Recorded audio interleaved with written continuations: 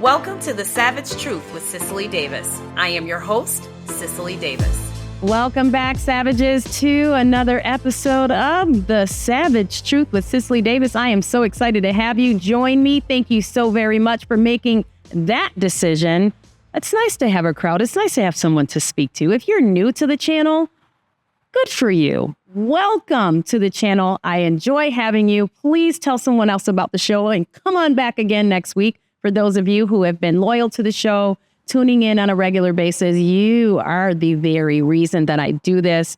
It makes it so enjoyable. I couldn't do it, wouldn't do it without you. Now, I have an ask for those of you returning and the new ones, and it is this, to please like, share, subscribe, and leave a positive review on Apple Podcasts, Spotify, and YouTube. And let's talk about a movement. There is a movement, if you haven't heard, that's called Make America Hot Again. Yes, Make America Hot Again is the new movement that has some conservative sass, all right?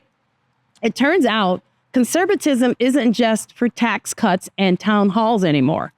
Enter the Make America Hot Again socials, where liberty meets lipstick, and the only thing melting faster than the ice in your bourbon is the myth that all conservatives are 65, angry, and allergic to fun. Okay? These events are popping up in New York City, of all places, the belly of the progressive beast. And guess what? Young, attractive, freedom-fighting singles are showing up in droves. This is so great to hear. Apparently, God, country, and good hair is the new dating profile trifecta. Yes, conservatives are throwing parties that don't involve C-SPAN, potlucks, or Ron DeSantis in cowboy boots. Can you imagine what that looks like? People who actually look like they shower, right? People with normal colored hair. Okay. The Make America Hot Again socials are bringing young, freedom-loving singles together in New York City, of all places, and it's triggering all the right people and the right people, okay? Because nothing terrifies the left more than attractive, confident young Americans who aren't apologizing for loving God, for loving guns, or the Constitution. Sorry, NPR. Turns out you can be patriotic and photogenic at the same time. Now, these events are doing what decades of political panels couldn't. They're making conservatism cool. Now, I'd like to thank myself for doing that a little bit. Okay. And instead of whining in safe places, these Gen Z conservatives are dressing up, speaking freely, dating people with common sense, and, shocker, having a good time without checking someone's pronouns first. It's the dating pool where no one needs to pretend socialism is sexy. And you know what? The vibes are immaculate when nobody's trying to cancel each other over a MAGA hat. I can't imagine it. This is fantastic. I'm so excited. This is what happens when you combine values with vibes, okay? No one's screaming about climate reparations. No one's demanding you list your pronouns before you mingle, and everyone there knows what a woman is. Shocking. I know. These are people who believe in freedom of speech, the Second Amendment, and maybe even splitting the check. It's not a protest. It's not a march. It's a party. And unlike those on the left, no one's crying in the corner about capitalism while wearing $300 sneakers made by slave labor. And let's not ignore the media meltdown. The usual suspects are baffled. How can conservatives be attractive? How can they be young? How can they also be in New York? Because in their mind, anyone not chanting Marxist slogans at brunch must be stuck in a bunker somewhere in the Midwest. But here is the reality.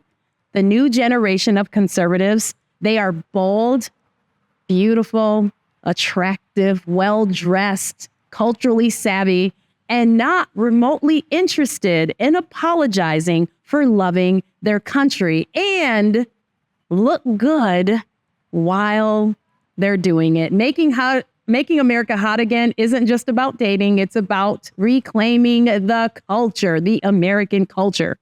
Okay. It's a rebellion against the drab, doom-filled realism of the left and a celebration of joy.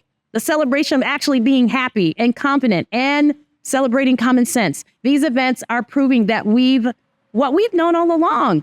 Freedom is magnetic. Tradition is timeless, and conservatism, it's downright attractive. So, cheers to the new right, turning heads, taking names, and having a blast in doing so. Making America Hot Again isn't just a tagline, it's a cultural reset. It's the declaration that conservative values are just principled.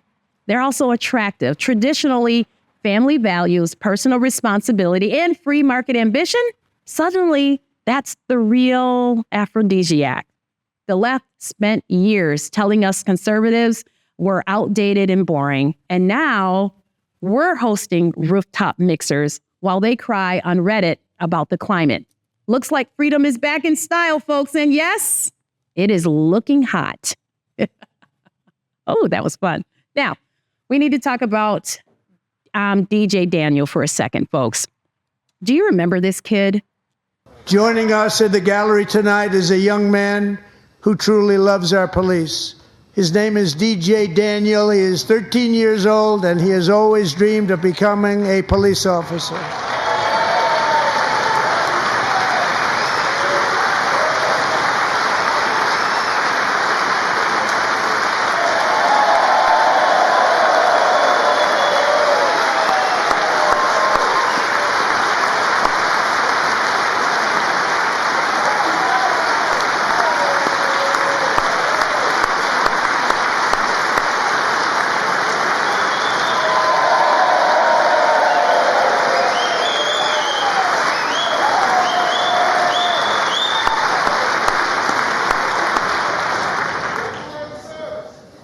But in 2018, DJ was diagnosed with brain cancer.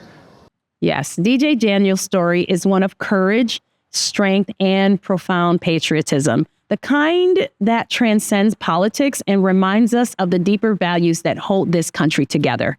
He is a young boy battling brain cancer. Daniel has captured the hearts of thousands, including over 1,350 law enforcement agencies, and President Donald J. Trump, who personally swore him in as honorary officer. Now, as Daniel faces the devastating news of 3 new tumors, his fight continues. And just for his life, but as a living testament to the spirit of resilience that defines the American soul. What actually makes DJ Daniel so extraordinary is not only his bravery in the face of illness, but his unwavering admiration for law enforcement and service to others. At a time when police officers are under attack in the media and across our culture, Daniel has stood as a beacon of respect and honor, reminding us of the deep bond between community and those who protect it. President Trump saw that in Daniel, for sure. The goodness, the patriotism, the strength, the resilience, and rightly gave him the recognition he deserves. So as DJ enters another chapter in his battle, we lift him and his family up in prayer. His journey has already inspired a nation, unified people across political lines, and reminded us of what courage really, truly looks like. And we continue to stand with DJ, not just as conservatives or Americans, but as human beings moved by a young boy's unshakable hope and love for his country. May God bless and protect him every step of the way. And as you know, from time to time, I need to bring you local news, and we got Tim Walz, Elmer Fudd himself. Tim Walz is back at it again, and here he is in South Carolina, speaking at a South Carolina Democrat event or something. I don't know. Play the video, Rick. I'm getting called out on this because I called Donald Trump a wannabe dictator. It's because he is. It's because he is. Oh. The governor's being mean, and the governor's speaking out on that. Well, maybe it's time for us to be a little meaner. Maybe it's time for us to be a little more fierce. Oh. How bold of Tim Walz, the same governor who locked down small businesses, catered to rioters, and couldn't manage a peaceful city block, is now giving pep talks on how to be a little meaner. Apparently calling conservatives racist, misogynist, tearing down statues, silencing dissent, and labeling parents as extremists wasn't mean enough. Now the plan is to bully Donald Trump, because clearly that's gone so well for him in the past. Nothing screams political genius like trying to out-tough a guy who's made a career of turning Democrat meltdowns into campaign fuel. It's almost adorable. I mean, it's almost cute how Democrats keep misreading the room. I mean, how do they do this consistently? They think being mean will finally take Trump down, as if the man hasn't been through 2 impeachments, nonstop media attacks, and every investigation under the sun. Tim Walz calling Trump a bully is like a participation trophy winner accusing the heavyweight champ of being too aggressive in the ring. Trump doesn't fold under pressure. He thrives on it. If anything, Walz just gave Trump another talking point and a fresh meme folder. The truth is, Democrats like Walz don't know how to beat Trump on policy. They don't know how to beat him on results or leadership. And so now it's name calling and junior high lunchroom tactics. Be a little meaner. Are you kidding me? Great strategy, Tim Walz. Maybe next time you can push out custom pink hats and glittery protest signs. Try that. Meanwhile, we will be ever here, focused on economy, the border, and fixing the chaos your party keeps cheering on. Bully Donald Trump? Are you kidding me? Bully Donald Trump. The idea, the very idea, the notion, even the thought, the inkling to bully Donald Trump is rich. And by rich, I mean completely delusional. This is a man who's been the punching bag for the media, the political elite, Hollywood, and even some within his own party. And he just keeps winning. Trump's built for a fight. He doesn't flinch. He doesn't whimper. And he certainly doesn't lose sleep over what Tim, I can't control Minneapolis Walz has to say. You think a guy who stared down the FBI, CNN, and a globalist cabal is going to get rattled by a few cranky Democrats trying to act tough? Please. Trump eats that kind of bullying for breakfast, and he doesn't even need ketchup. What the left still doesn't understand is that Trump doesn't crumble under attacks. He gains power from them. Every insult, every smear, every campaign, every desperate attempt to take him down only hardens his base and widens his lead. Okay? They're not bullying him. They're bullying his brand. It's political jujitsu, and Trump's a black belt. So go ahead, Tim. Round up your mean girls, toss on your toughest scowls, and try to bully the man who made Rosie O'Donnell a national punchline. Just don't be surprised when the crowds start chanting Trump 2028 louder than ever before. Trying to bully Donald Trump is like trying to out-yell a foghorn in a hurricane. Good luck, sweetheart. This is a man who's been hit with indictments, witch hunts, media hit probes, and global mockery, and he's still standing, tanned, tailored, and trending.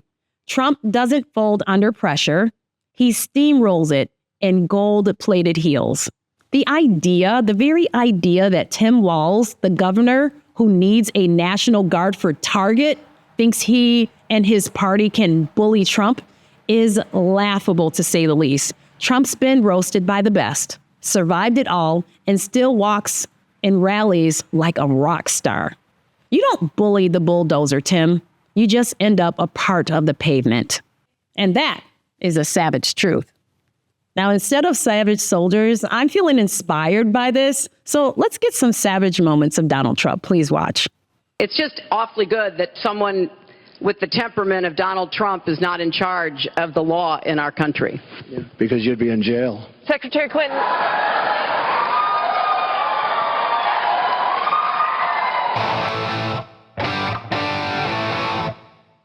It's up to him. Do you want to bring in Robert Mueller? What a stupid question that is. What a stupid question. But I watch you a lot. You ask a lot of stupid questions. She's shocked that I picked her. It's like in a state of shock. I'm not thinking. That's okay. I know you're not thinking. You never do. I'm sorry? No, go ahead. Go ahead. Hillary accidentally bumped into me, and she very civilly said, "Pardon me."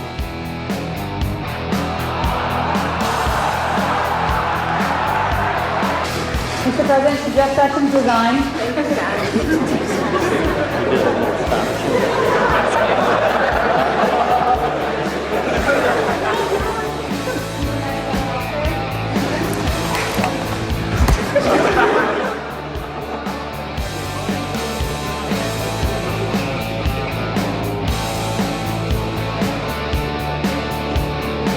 You know what?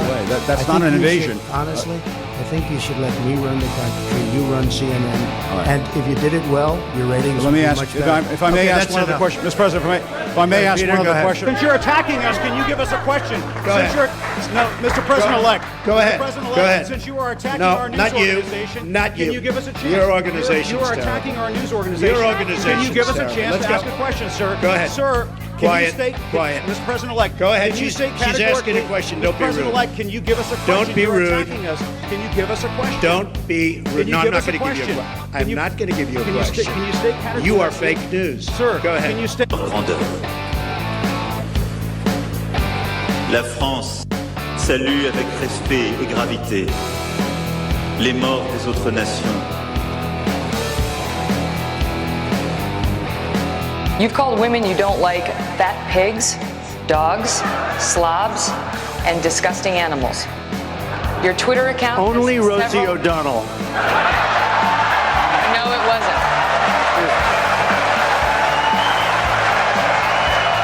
Your Twitter account...